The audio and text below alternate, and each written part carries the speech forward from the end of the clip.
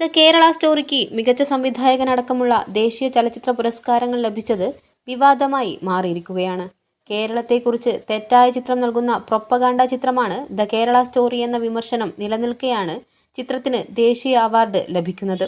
The Kerala സ്റ്റോറിക്ക് ദേശീയ award നൽകിയതിനെതിരെ മുഖ്യമന്ത്രി പിണറായി വിജയൻ അടക്കം രംഗത്തെത്തിയിട്ടുണ്ട്. മുഖ്യമന്ത്രി പിണറായി വിജയന്റെ വിമർശനത്തിന് മറുപടി നൽകുകയാണ് സംവിധായകൻ സുദീപ് തോസൻ. NDTVക്ക് നൽകിയ അഭിമുഖത്തിലാണ് സുദീപ് തോസനിന്റെ പ്രതികരണം. വർഷങ്ങളുടെ അനുഭവ സമ്പത്തുള്ള രാഷ്ട്രീയ പ്രവർത്തകനാണ് പിണറായി വിജയൻ.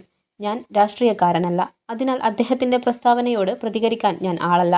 പക്ഷേ വസ്തുത എന്തെന്നാൽ അദ്ദേഹത്തിന്റെ സീനിയറായ ഈ അടുത്ത് അന്തരിച്ച VS അച്യുതാനന്ദന്റെ കേരളം ഇസ്ലാമിക് സ്റ്റേറ്റ് ആക്കാൻ ശ്രമിക്കുന്നു എന്ന വാക്കുകളാണ് ഞങ്ങളൊരു സിനിമയാക്കിയത്. അദ്ദേഹത്തിന്റെ ആത്മാവ് സന്തോഷിക്കുന്നുണ്ടാകുമെന്ന് വിശ്വസിക്കുന്നു. അച്യുതാനന്ദന്റെ പ്രസ്താവനയുടെ റെക്കോർഡ് ഞങ്ങളുടെ പക്കലുണ്ട് എന്നാണ് സുദീപ് തോസൻ പറയുന്നത്. VS അച്യുതാനന്ദന് പല വഴിക്കും വിമർശനം നേരിടേണ്ടി വന്നപ്പോൾ പിന്തുണച്ചത് പിണറായിയാണ്. രാഷ്ട്രീയക്കാർ സംസാരിക്കുമ്പോൾ ആരും പ്രതികരിക്കാൻ പോകരുത്.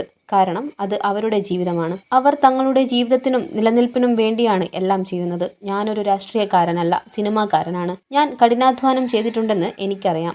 10 മുതൽ 12 വർഷമാണ് എൻ്റെ ടീം കഷ്ടപ്പെട്ടത്. സിനിമയിൽ പറഞ്ഞ ഓരോ വാക്കിലും ദൃശ്യങ്ങളിലും ഞാൻ ഉറച്ചു നിൽക്കുന്നു. 2 മാസത്തെ പരിശോധനയ്ക്ക് ശേഷമാണ് സെൻസർ ബോർഡ് സിനിമയിലെ ഓരോ രംഗത്തിനും അംഗീകാരം നൽകിയത്. ഒരു കട്ട് പോലുമില്ല. ഞങ്ങളുടെ ബോധ്യത്തെ അംഗീകരിച്ചതായാണ് ഇപ്പോഴും തോന്നുന്നത് എന്നും സുദീപ് തോസൻ അഭിപ്രായപ്പെട്ടു. കേരളത്തെ അപകീർത്തിപ്പെടുത്താനും വർഗീയത പടർത്താനും നുണകളാൽ പടുത്ത ഒരു സിനിമയ്ക്ക് പുരസ്കാരങ്ങൾ സമ്മാനിച്ചതിലൂടെ മതസാഹോദര്യത്തിനും ദേശീയോദ്ഗ്രഥനത്തിനുമായി നിലകൊണ്ട ഇന്ത്യൻ സിനിമയുടെ ശ്രേഷ്ഠ പാരമ്പര്യത്തെയാണ് അവാർഡ് ജൂറി അവഹേളിച്ചിരിക്കുന്നതെന്നായിരുന്നു മുഖ്യമന്ത്രിയുടെ പ്രതികരണം. വർഗീയ അജണ്ട നടപ്പാക്കാനുള്ള ആയുധമായി ചലച്ചിത്രത്തെ മാറ്റുക എന്ന സംഘപരിവാർ അജണ്ടയാണ് ഇതിലൂടെ അവർ നടപ്പാക്കുന്നത്. ഈ നടപടിക്കെതിരെ ശക്തമായി പ്രതിഷേധിക്കുന്നു.